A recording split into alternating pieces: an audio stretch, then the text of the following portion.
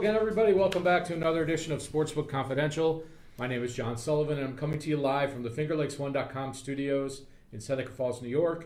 And this little show is to help you learn and grow as a sports bettor. And we've got a unique episode today. We're going to do what's called an Ask Me Anything. And we're going to have a guest in the studio today that you'll meet very shortly to help us with asking the questions and hopefully some of my answers that you have submitted will help you on your journey as a sports bettor, or you just want some more background on me or what flavor of pizza I like, or if I like pineapple. But we also have Week 10 in college football, Week 9 in the NFL. We're going to cover those games. There's also the NASCAR Championship this weekend, which I will not be able to get to.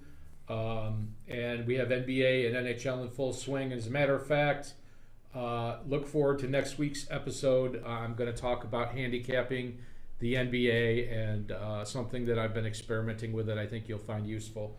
So stay tuned for that. But before we get into this week's episode and put the cart before the horse there, let's do what we always do and update our bankroll. And as you can see, I had a starting bankroll of $223, and we had 4 plays. I had SMU on the money line at minus 105, I believe the odds were. They lost the game on a 100-yard kickoff return with 17 seconds left in the fourth quarter. So the game was tied. It was 37 to 37, I think. Anyway, it was lost of $7 to the bankroll. Minus 1 to the count. I think the closing line was plus 100 instead of minus 105. Anyway, I gave myself a minus 1. Then we had Miami and Buffalo on Sunday, under 49.5. That was 3-3 late in the third quarter, so we were looking pretty good there. That was a win, plus $7 to the bankroll. Plus 1 because the closing line was 49, and we had 49.5. And then we had the Cowboys plus 2.5, and they won outright with Cooper Rush. Of course, Dak Prescott didn't play. That was plus $6 to the bankroll. We have to give ourselves a minus 1. We bet the game before the Dak Prescott news came out, and the Cowboys closed as 4.5 point underdogs. So that was minus 1 to the count. And then finally, we had on Saturday we had the Predators money line, and they won in overtime. Plus $7 to the bankroll. That doesn't affect our count because we're just keeping track for football. And if you do the math, that is a profit of $13 and makes our new bankroll $236. And dividing by 30 as we always do, that makes our bet size $8 going forward this week because we try to be selective in our sports betting. And the count goes from plus 13 to plus 12. It was a tough week for the count. We had late news that affected the numbers. But still, getting a plus 1 for every time you beat the closing line and a minus 1 for every time you don't.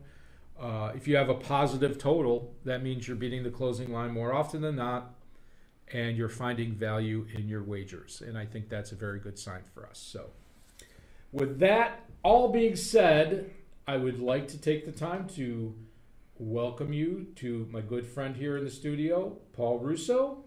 He is a professional podcast producer. How you doing, Paul? Good, John. Thanks for having me on. I appreciate the opportunity coming on. And professional. That's the first I think I've ever heard of that for me anywhere. Well, you're very professional here in the studio and in the office. We know that much. So thank you. I appreciate it. Yes. So what we're going to do today is we are going to do something called Ask Me Anything. And I have your name up here with Paul Russo, answering your questions for me. So what Paul is going to be kind enough to do is he is going to be kind enough to he's compiled the list of questions, and we're going to go back and forth and answer them. I have heard some of these up front, so they are not going to be any big surprises for me. As a matter of fact, we got a lot of repeat questions, but we're going to go ahead and I'm going to put Paul on camera here, and I'm going to let him start. Yeah, so John, the first question that I have up here is, do you find individual events like boxing or anything in the MMA, tennis world over team matches more difficult to accurately analyze? Okay, so here's the thing about what I call one-on-one sports, like tennis or a head-to-head matchup in golf or a boxing match or MMA. I stay away from those. There are value in those. The classic example a lot of people give is Conor McGregor versus Mayweather. Anybody that knew anything about boxing knew that Mayweather was going to wipe the floor with him. But a lot of people bet money on Conor McGregor because they thought he was, for some reason was going to be a better boxer. I don't know why, but there's always a potential for a one-on-one match to be corrupted, to be fixed. And it's kind of a paranoid thing to say, I guess you would say, but all it takes is one person. It takes one person not trying. It could in a tennis match, it could be either participant or it could be the judge. In a boxing match, it could take one judge of 3 to sway the result. In figure skating, you're judged. In gymnastics, you're judged. You don't achieve a score based upon the performance and the rules of the game.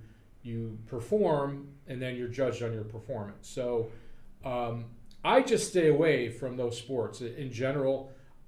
I don't think they're harder to handicap. I think there are a lot of people that handicap golf, but as a big part of my betting portfolio, it's tiny portion. Mm-hmm. So let me go back to Paul here and let's see what the next question is. Yeah, next question that we have is, what is your most memorable bet that played out exactly as your analysis thought? Okay. This one is really kind of tough.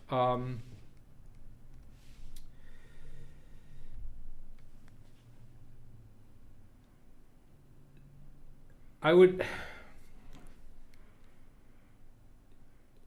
I would say the one that sticks out the most in my memory is I believe it was the 2016 Grey Cup CFL Championship. I had a futures bet on the Toronto Argonauts, and they were playing the team that had the best season, the Calgary Stampeders, and I could have hedged the bet for a profit, and it would have been a significant amount of money. But I chose not to do it because I felt like the Argonauts were just playing. I'm getting 20-1 on this ticket for a decent amount of money, and I could have just hedged out the game and collected 3 or 4 units worth of profit just by betting the other side of the game. But I decided to let it ride. And they were behind in the first half, but they came back in the second half and they did perform. It was Ricky Ray's last championship, if I believe anybody who's a CFL fan knows Ricky Ray is a legend in the CFL. But that one is the one that has definitely stood out for me. All right, so we'll switch gears here on this question a little bit. When is the best time to put in a bet? Earlier in the week or right before a game? Okay, this is a fabulous question. So this obviously is geared towards football or NASCAR or golf, because those are weekly events. You have a weekly, you have a football game on Sunday or Saturday. You have all week to marinate about whether you want to place a bet or not. And, so you have all this time to figure it out. So for football, specifically the NFL, I believe that Friday is the best time to place a bet. Usually Friday morning, around before noon, or Friday evening after dinner time, because number one, there's a lot of weekend warriors that move the market. There's people that just bet every week because they like to bet. There are the people that actually bet significant amounts of money, obviously more than I do, that do move the market. They they will not make their moves until probably late Friday or early Saturday. So I think I usually wager Friday mornings between like 10 a.m. and noon, like probably between 10 and 1. That's like my usual time. That's more of when it's convenient for me. You know, when we go to mobile sports betting, we can just do it right on your phone whenever. But I think for the NFL, I think Friday morning is definitely the way to go. College, I think it's about the same time. A lot of sports books will not let you bet a significant amount on a college game until 24 hours before the game. If you wanted to bet on Division One AA or whatever it's called now, FCS, I guess, I don't think you can even bet those games at the local sports book till Saturday morning. You can't even place a bet on them. So if you wanted to bet on, you know, Ithaca or Cornell or New Hampshire or whatever, you couldn't do it. So, but as far as like baseball and NBA, the games come out, the lines come out usually late night, the night before, and you want to hit those in the morning, like 10 to 11 o'clock. With NBA, there's a lot of late injury news, and you might have to get out of your bet, so you need to make a contingency plan when you find out LeBron's not playing. So, excuse me, but that's my best advice for that. So let's see what we got next here. Yeah, so you bring up mobile betting, so I think that's a perfect question or response to go into this question. With mobile betting, obviously here somewhere down the pipeline here in New York State, but at the current time, is mobile betting kind of turning into like fireworks at this point, as I call it? And the example of that would just be, you know, if you live close enough to the state border with Pennsylvania, you just go into Pennsylvania really quick and do what you got to do and come back north. That's a funny question. For those of you that are watching far away, we do not have legal fireworks sales in New York, or we didn't. I think they allow sales around 4th of July. Yeah. So people go across the border to get fireworks. So here's the deal. Mobile sports betting is coming. It's not here yet. So I have strongly considered setting up accounts in Pennsylvania because it's the shortest drive. From where we're talking right now, it's a little over 90 minutes to go south to Pennsylvania. And once you cross the state line, you can whip out your phone and sign up for 14 different sports books. And that will give you a huge advantage in being able to shop for the best odds. So if I'm going to bet the Cowboys here at Del Lago on Sunday and the line's minus 110, well, I might be able to get plus 110 at one of those other sports books or plus 100 at one of those other sports books. And that may not seem like a lot for one bet, but if you multiply that times hundreds or thousands of bets, it's a huge advantage to be able to do that. And we're really hamstrung in this state because a lot of the offshore sports books will not work with New York residents. I used to bet online with cryptocurrency, and my preferred outlet does not want to do business with New York residents anymore. Most of the major offshore sports books that the professional sports bettors use will not do business with residents of New York State, and the professionals get around that by working with people from other countries, and I just don't have that network available to me. So we're kind of stuck with what we got, and we have basically within driving distance 3 or 4 locations where we can play sports bets. And then in February, when the mobile comes in, we will have I think at least 4 options to bet online. I would like to see one of the things that I would like to see is maybe betting kiosks in the OTB system. I think that's going to come eventually if they continue, because it's the only way the OTBs are going to survive, number one. And number two, it would be a way for the what they call the Horsemen's Association to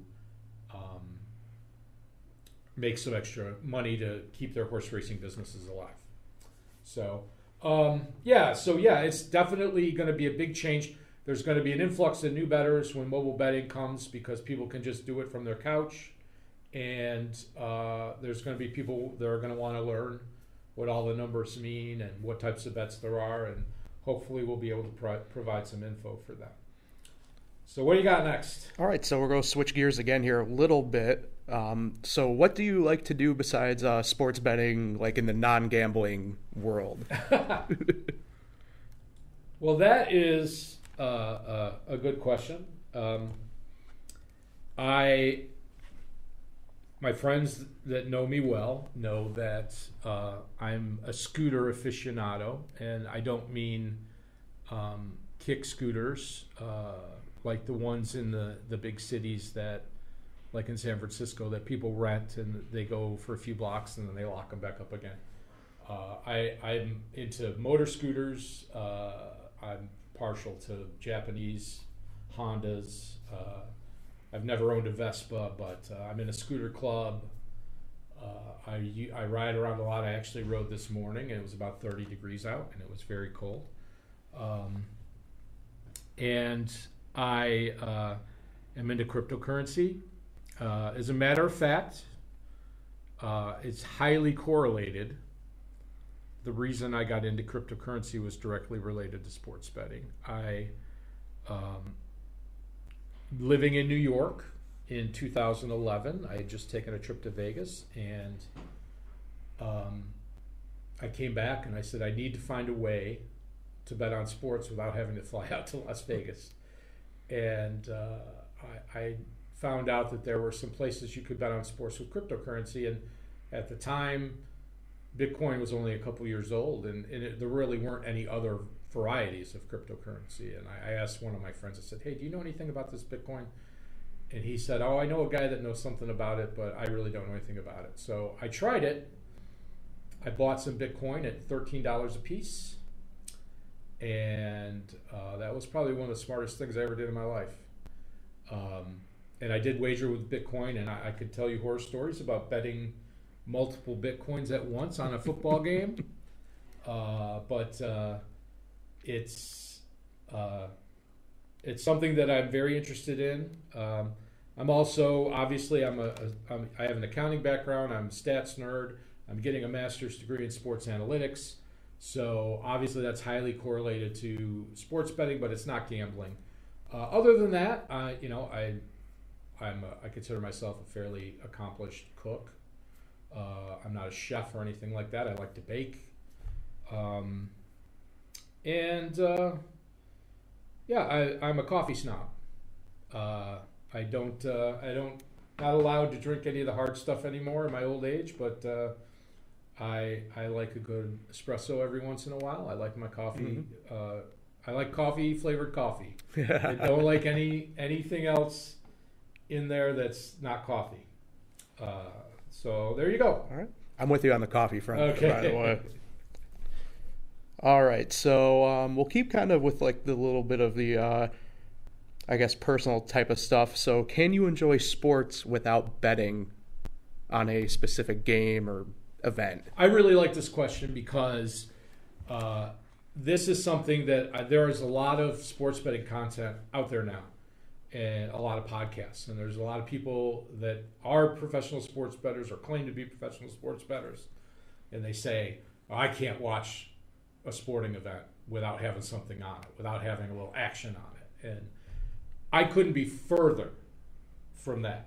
I don't need to have anything on a game to enjoy watching a game. And not only that, whenever I watch a game, I always hope there's something I could take away from the game that will give me a betting edge in the future. So, for example, last night, I did not have anything on the Colts and the Jets. I didn't have anything on I watched the Sabres and the Seattle Kraken last night at 10 o'clock. And it's the first time I saw their new arena, which, didn't really blow me away. But enjoyed the game. Didn't think about, I knew which team I thought was favored. I knew what my number said, which side would be the bet to take if you were going to, make me choose. Yeah. But no, I can watch, if I can watch a game. There's some games that obviously are duds and I don't want to watch. Like I don't want to watch Alabama play Middle Tennessee State, in college football. Mm-hmm. It's It's not going to be that exciting to me. But I'm a sports fan. I've always been a sports fan. I enjoy. I actually have not. I didn't watch a lot of baseball this year. I didn't like the rule changes they made with the runner on second and the pitching changes and all this stuff. I don't like a lot of direction that's going in. And I noticed when I watched the World Series that the fans in the stands there. I mean, there were some kids, but it's all like middle-aged people. Mm-hmm. I don't think they've got that young audience anymore. Right. But yeah, I don't need to have a wager on a game to make it worth watching. And that being said, I'm going to flip the script on this and say, I think to learn a good betting process, you should bet on something you don't watch at all. Mm-hmm. Like I learned a lot betting on soccer this year, where I rarely watch any of the games. And I couldn't tell. I bet on a game last week, and I couldn't tell you one player that played on either side. And it's trusting the numbers and the process that allowed me to make that bet. Mm-hmm. And you have to believe in your process, but you've got to have some indication that it works. But I can separate the two. Right. It's not the same thing. So perfect question here to piggyback off of that would be, how do you take the emotion out of your betting? So this is going to be not a magical answer. The best way I can describe this is you have to lose enough times that it becomes, I don't want to say you become numb to it, but it becomes, you just realize that that's an expected outcome of it. You make a bet, and you bet that, you're making a bet that a certain team is going to perform and win or cover the spread or whatever. But they can lose. They can perform totally opposite of the way you expected. They could perform well and still lose because of a bad call or a questionable turnover. All those things happen. And the first time that happens, you get emotional. You do. Mm-hmm. The 1,500th time it happens, it's, I used to wake up in the morning and look at the scores and be like, oh, what happened? Now I'm like, oh, I lost that one. Oh, I won that one. It's, Showtime had a documentary on sports betting, and I didn't think it was that great, but Bill Krakenberger makes a point in that where he says, why put yourself through it? Now, if you enjoy sports like I do, I watch for two reasons. Number one, I enjoy watching. Number two, I'm always looking for something to tell me. Like when I watch the Rams play and I notice that Sean McVay doesn't make an adjustment, I'm like, he's not responding to this strategy. Right. And I put that in my back pocket. But for the watching for the stress of just winning or losing the bet, you reach a point where that doesn't matter anymore. And it's a trial. I don't know. It's like, for a certain number of trips to the sportsbook, and you just get used to it, I guess. Right. So yeah, it just takes time. Yeah. Definitely have been there a little bit, but there's still. Yeah. I mean, there's still things that are very surprising, and I think you laugh more than you would get angry or get upset about a bad beat these days. Right. Well, I'll kind of lead right into that question then. I think definitely something that we've all had. What is the worst bad beat of your career? Okay, I'm going to preface this by saying that this is a very tough question to answer.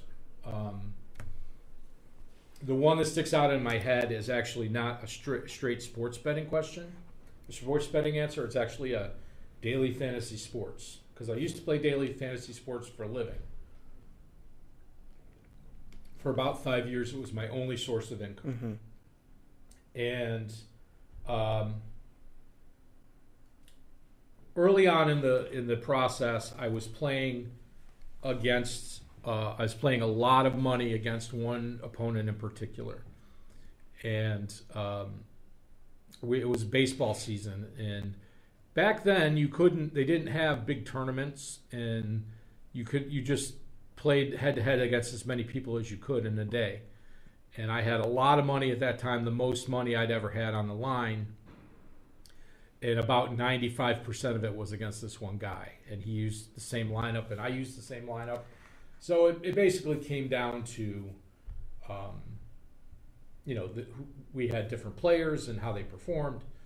So, and even back then, we're talking like 2008, 2009, like even streaming wasn't prevalent. And I've had a Sirius satellite radio for 20 years. I got a lifetime subscription. It's one of the best purchases I ever made. But I could get every baseball game on my radio. So I'm sitting there, and I know that there's thousands of dollars on the line, and it's the West Coast, and it's the Cardinals at the Giants, and this guy, it's the late in the game, and the only player he has left is Albert Pujols. Oh, no. So the first thing you're going to say is, if he hits a home run, I'm going to lose. And, of course, that's true. So I'm like, as long as he doesn't hit a home run, I'm good to go. Mm-hmm. So he doesn't hit a home run, but he gets a walk. So I'm like, all right. Even if he scores a run, I'm okay. I'm still going to win. So the next thing he does, the next batter comes up, is he takes off for second. Oh, no. No throw. Oh. And the scorer gives him a stolen base. Oh. So they didn't put the defensive interference rule in until later.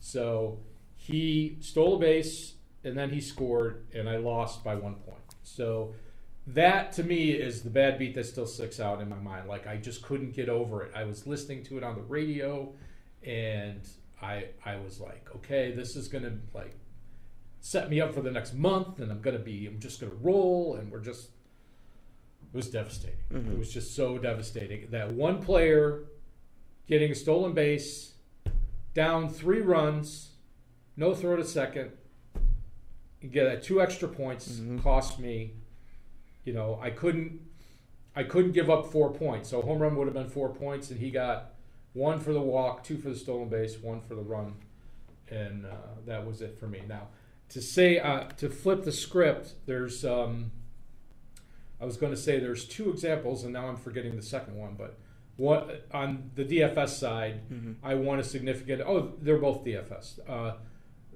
A similar night that I was playing, not for as much money, but I was losing, and I had 1 player left, and it was Josh Barfield, the son of Jesse Barfield. Oh. And he came up in the 9th, and the only way I could have won was if he hit a 3-run homer. It was bottom of the 9th, and he did, and I won. And I remember that to kind of remind me that when you lose, that it goes both ways. Yeah. Now, a significant amount of money I made in daily fantasy sports was doing football. And they started having these large tournaments. Before they went to the $1 million level, they would be, like the $10,000, $20,000 level. I go into one of these tournaments, and I'm in second place going into the Monday night game. And I think it's the Jets and the Bears playing on the Monday night game. And the guy in front of me has Matt Forte.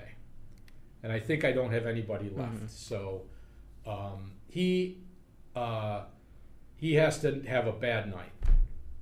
And so he gets like 25, 35 yards in the first half, and then he's ahead of me. And I said, geez, the only way I can win is if he fumbles, because it's minus 2 points for a fumble.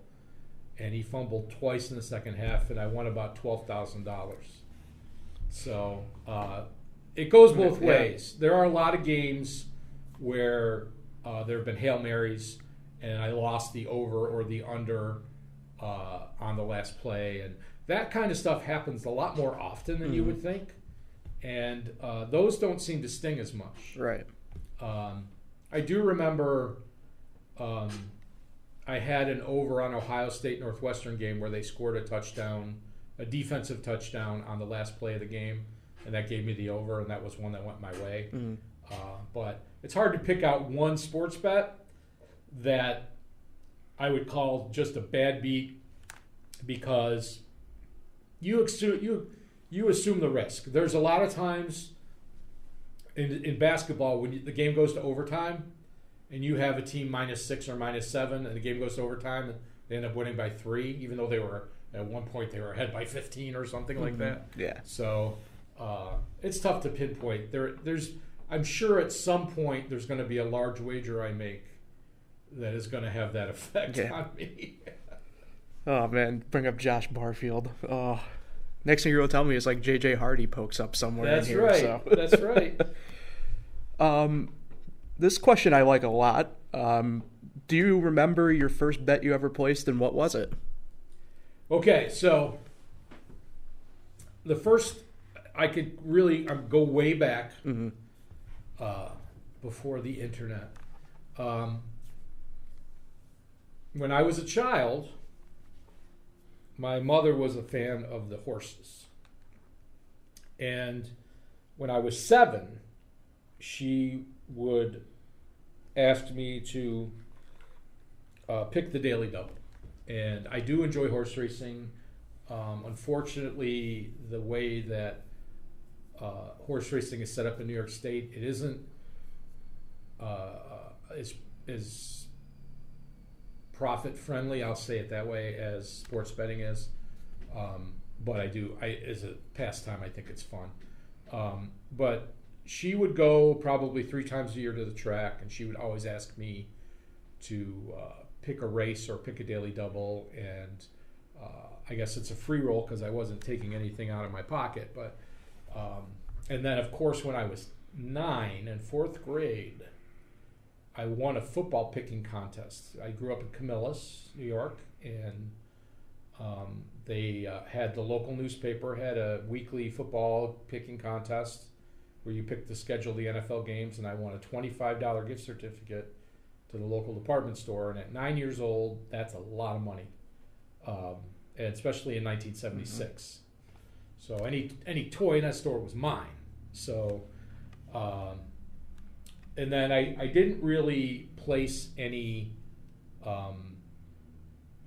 real money sports wagers until I was in college, and there were a few people in college that liked to book bets, so I placed a couple of college basketball bets when I was in college. But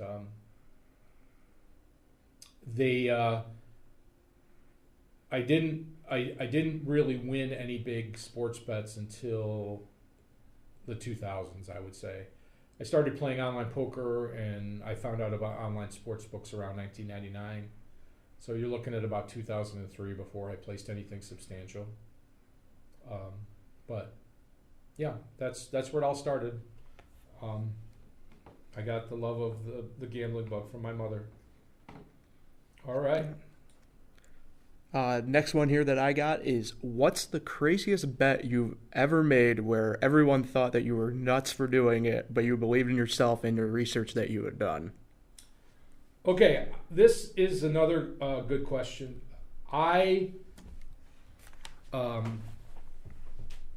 It's funny because before I found out about this question, I was just watching a YouTube video the other day on this college basketball team. And there's actually a 30 for 30 on this team. It's the Loyola Marymount 1990 college basketball team, in which they had a player named Hank Gathers, who led the nation in scoring and rebounding twice, but unfortunately he died on the court. And I actually placed a bet on them to win the NCAA tournament. And everybody thought that I was completely out of my mind. Mm-hmm.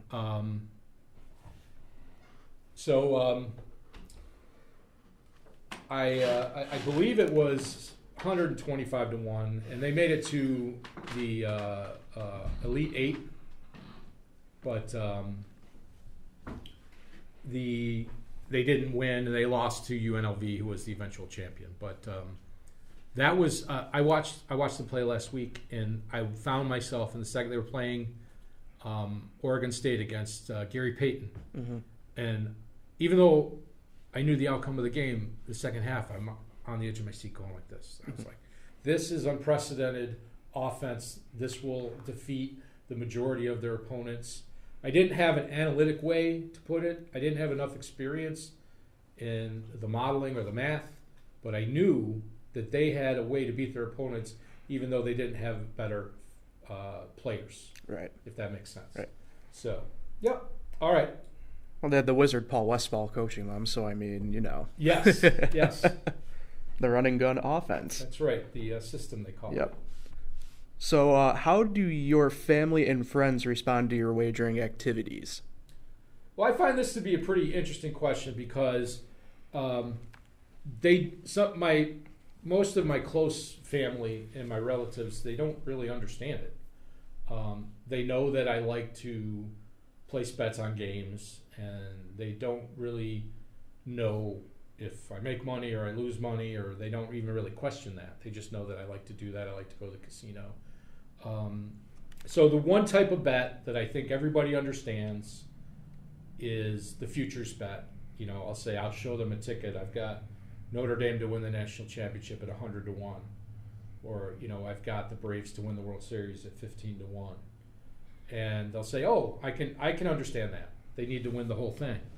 And it's not, there's no point spread, there's no there's no complicated odds. They don't understand why I have to go. My sister especially, she's like, why do you have to go to the casino all the time? I'm like, well, that's where I have to place my bets. But I don't think anybody's like against it. There's not really anybody in my family that's anti-gambling. But they, I don't think that they see how it can be potentially a profitable use of my time, Right.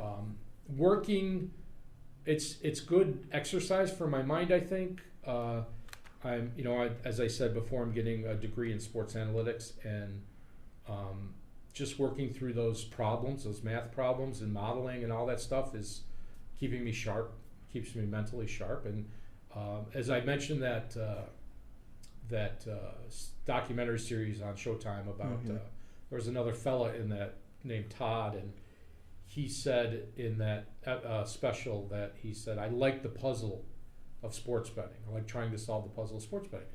That's really what it is. That's, for me, I go in there, I look at it, I walk into the sports book and I say, what is the sports book giving me today? I'm looking at the numbers, and there's a number up there that's going to be giving me something, and which one is it? And that's the puzzle I like to solve. Mm-hmm. And my family understands that. It's just what I like to do. They know I like to do other things too, so it's definitely not an issue where it overtakes my life or anything like that. Yeah. All right, so we got a couple more questions here. Do you wish that the sports books, had some sort of uniformity to them? Just as an example, the couple around here, one allows you to, for instance, parlay player props together while the other one does not. So, okay, that's a good question. So what you're saying is that one sports book locally may offer a type of bet that another sports book doesn't. And that, to me, is the market, performing its function. Sportsbook A is saying, we're offering this type of bet, and we hope people will come because they want to place that bet. And Sportsbook B says, we are offering a sports book, but we have other activities here, and we offer the basics so people can do that while they're here doing other things. I have always been a person that prefers to bet single games, full games, not halves or quarters or second half totals or anything like that, because they have the largest limits, and you can bet them usually well in advance. Or if you have props, I actually wanted to bet on the Thursday night Bengals game this season, and I went to the Sportsbook, and they had touchdown scores, and they didn't have Jamar Chase as one of the options. I'm like, he's the most likely guy to score a touchdown, and you don't even have him on the board. So it's so my thing is I always have something I'm looking for if I stick to those types of wagers. I was very disappointed that at Del Lago they took the college football championships futures off the board after like week 3 or week 4. And I was going to put a bet on Michigan State, and they were like 140 to 1 or something like that, and missed my chance on that. But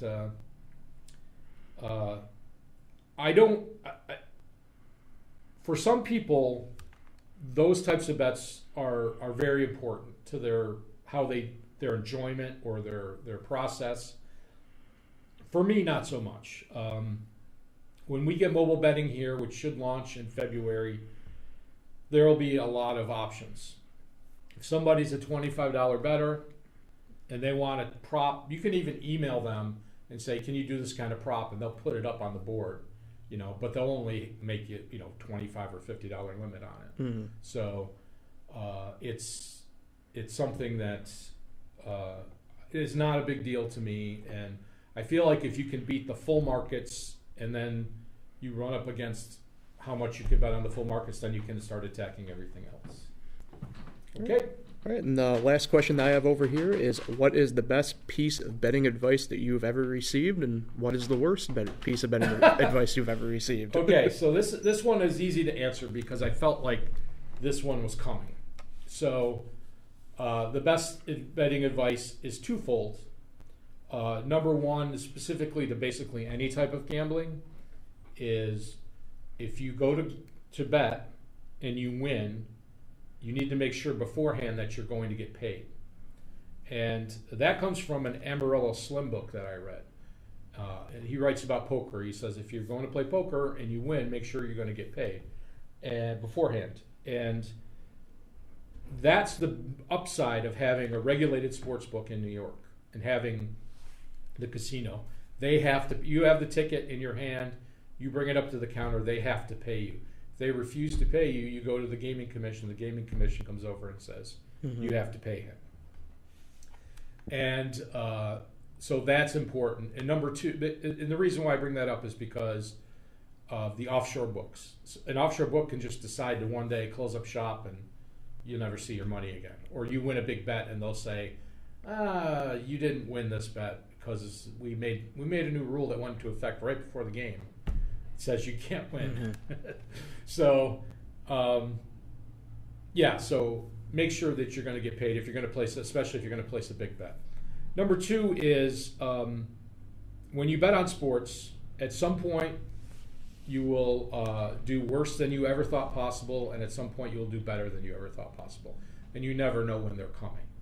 So somebody could be very good at their process and be diligent in managing their bankroll and all that stuff, and may not have much success. And they will think, oh, this is too hard, or it's not for me. And it wasn't that they really weren't doing anything wrong. They just never, hit a hot streak. You go back to the example of flipping a coin where you might hit heads 10 times in a row. How many times would you have to flip that coin before you got heads 10 times in a row? It could be thousands. It could be 100,000. That's the problem with all the uncertainty involved. You have to be prepared for the uncertainty. I like betting on soccer, and soccer odds for me are usually plus 200 or higher, and that means if you're winning more than 33% of the time, you're profitable. And if I'm winning 37% of the time in that situation, I'm crushing it. But I'm only winning 3 out of 8.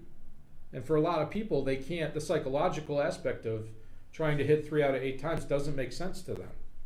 So, and then you'll lose 20 bets in a row, which I've done multiple times. And you manage your bankroll so you don't go broke, and then you try not to bet too much so that you don't go broke, and that happens at some point. So I do think that bankroll management is the number one thing. If you're going to sports bet you're going to say, I'm going to start betting every football season, or I'm going to start betting year round, or I'm going to start betting the entire college basketball season. You need to make sure that you're going to have enough money when the NCAA tournament starts. You have to, bankroll management is the number one. It's over everything else. It's over learning how to pick games. If you can line shop, you can flip a coin and pick games. But if you don't have the money to place the bets, then what's the point? Yeah. So, anything else? No, that's all we got question-wise for today. Okay.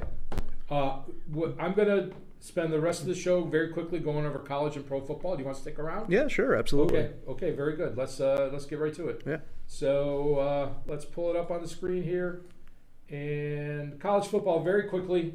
I only have a few games I picked out. Wake Forest at UNC, minus 2.5, total of 76.5. These teams doesn't seem like they like to play defense, but Wake Forest has a better defense than North Carolina. I like Wake Forest is undefeated. They came out 6th in the college football playoff. I don't know what to think about the total. It might be 70 points, but I do like Wake Forest getting points here. It's definitely not going to be an easy game for them, but I think they come out on top. Ohio State at Nebraska. Nebraska getting 14.5 points, 66 is the total. This is a must-win game for Ohio State. Obviously, they lost to Oregon, so for them to get in the playoff, they've got to run the table. Nebraska's played well as of late. They lost their last game to Purdue at home. They're obviously having an off year. Ohio State really hasn't blown too many teams out. I don't like this on Ohio State's side unless it's under 14. Missouri at Georgia. Minus 39.5 for the number one ranked Georgia Bulldogs. 59.5 is the total. Georgia has an amazing defense, but their offense is not explosive. So I really like this game with the points. I even think Georgia could win this 35-0, and if they're in the fourth quarter, they're just going to run out the clock. They're not going to try to score. So I really like getting 40 points with Mizzou. Michigan State at Purdue. Purdue +3. Purdue's had a couple of big upsets this year. 53 is the total. I don't know about the total here, especially if it's cold, maybe snowy. I like the under. But Michigan State -3, I think they take care of business here. Their running back, Kenneth Walker, I think his name is, he is so good. He just always finds a way to break off a big one. It might take 30 tries, but I think they take care of business. Oklahoma State at West Virginia, +3.5. West Virginia at home, 49. I like the Cowboys. They lost to Iowa State on the road, and then Iowa State lost to West Virginia. I think Oklahoma State comes in and takes care of business here. West Virginia had their big win last week. I think it's kind of a letdown spot for them. I don't know if I want to lay 3.5, maybe 3. I don't think I would really care too much. And then LSU at Alabama, -28.5. 67 is the total. In most years, I would be all over LSU here, but there's a lot of turmoil in the program. There's going to be a new coach, and at the end of the year, and it's not a happy family right now. In Alabama, since they lost, I think they're inclined to run up the score. Show a little bit of something. Yeah, there was definitely no love lost either between Saban and his old job at LSU either. So those are the college games. Let's go on to the NFL, and then we'll finish things up. Falcons at Saints, -6, 41.5. My model has it as -10.95, 46-10. Yes, that does include no Jameis. I do like the Saints here, and I think their defense is very underrated. It's just that people are so used to the air show that they've had over the last several years. They're more of a ground game now. Falcons, though, have slowly improved since the beginning of the year. What stands out to me here is the total is 41.5. I like the over here. Falcons-Saints games that's a rivalry game. They're usually pretty high scoring.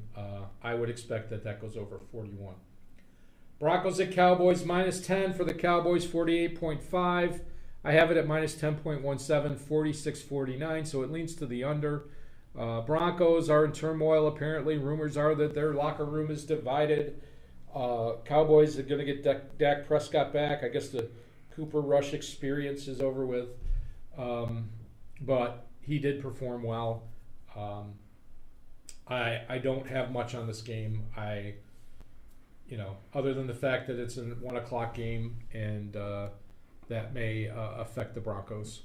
The Patriots at the Panthers. Panthers getting 3.5 at home. 41 is the total.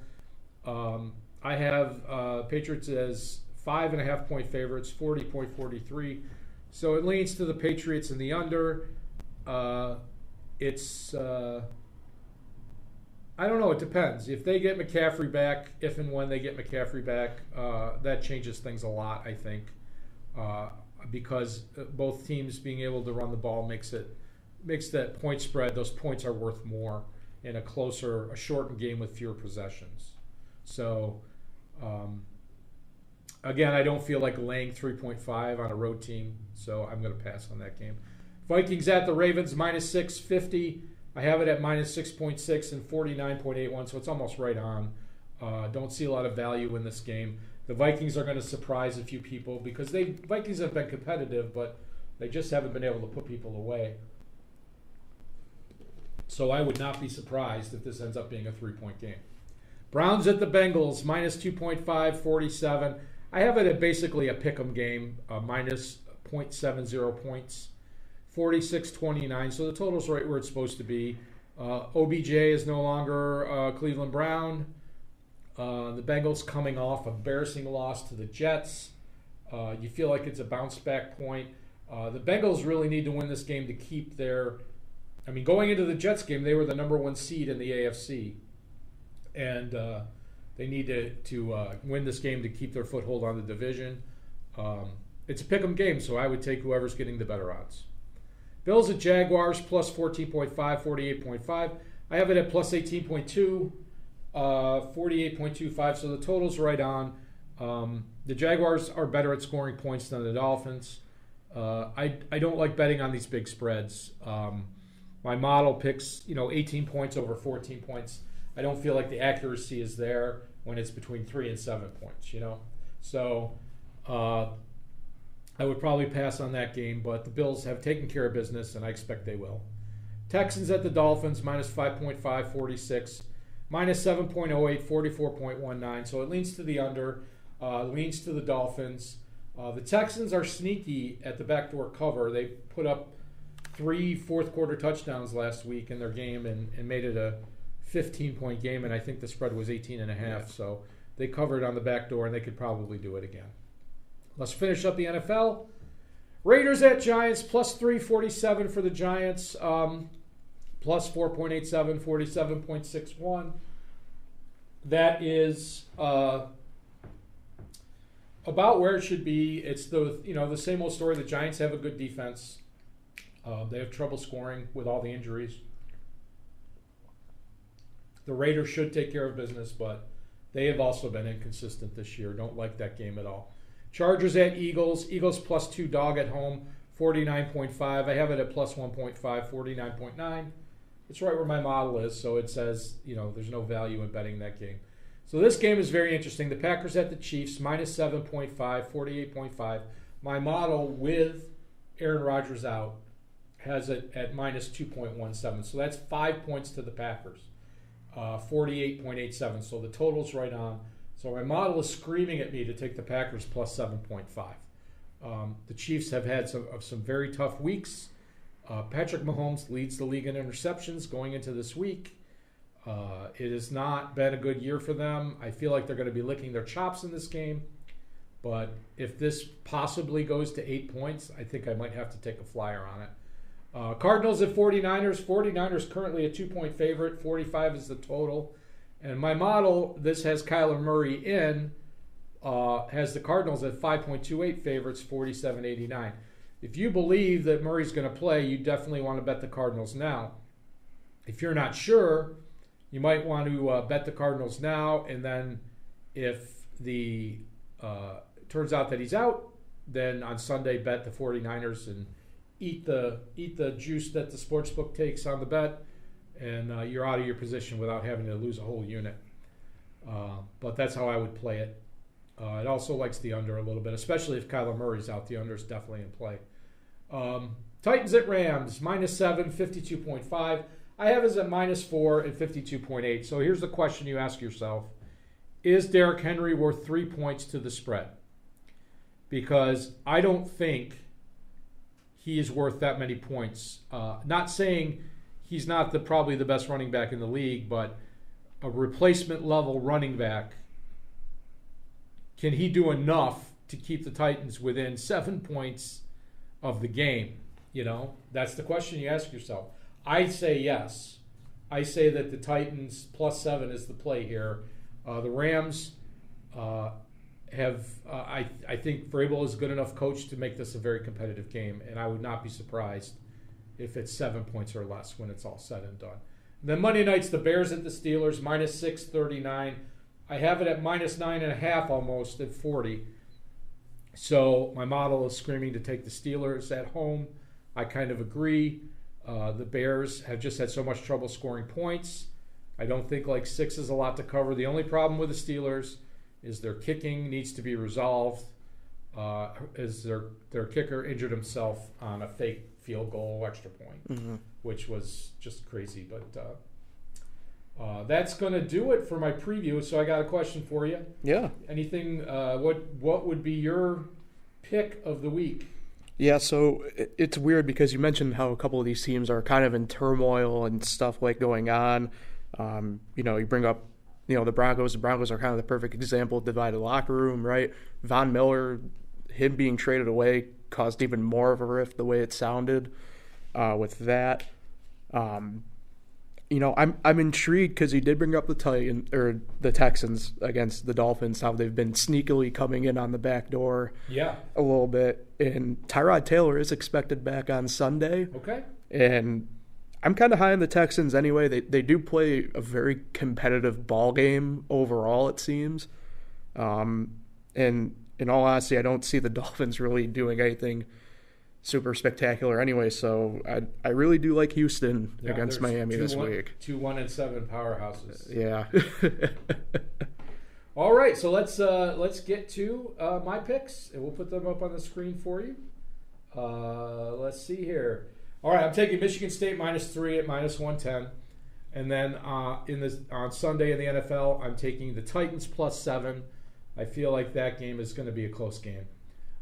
And I'm taking the points. The Steelers -6 on Monday night, also at -110. And then a bonus NBA pick for everybody. I'm taking the Indiana Pacers +4.5 points, -110. And next week we're going to do a sportsbook lesson on handicapping the NBA, and hopefully I'll have some good tips for you.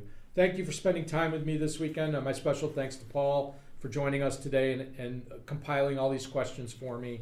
It was fun, and it was long. We did a whole hour, and I had a great time, and I hope you did too. So I'm going to play the outro music for you folks, and let's go get some winners, and I'll see you next time.